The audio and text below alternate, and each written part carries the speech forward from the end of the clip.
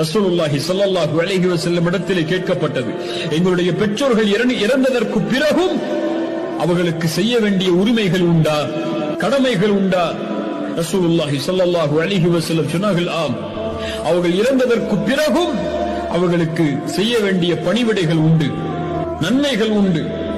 அவர்களுக்காக துஆ செய்வது, பிரார்த்தனை செய்வது, அவர்களுடைய பாவங்களுக்காக மன்னிப்பை தேடுவது, அவர்கள் வாக்குறுதிகள் அளித்திருந்தால் அதை நிறைவேற்றுவது என்று கூறிவிட்டு சொன்னார்கள்,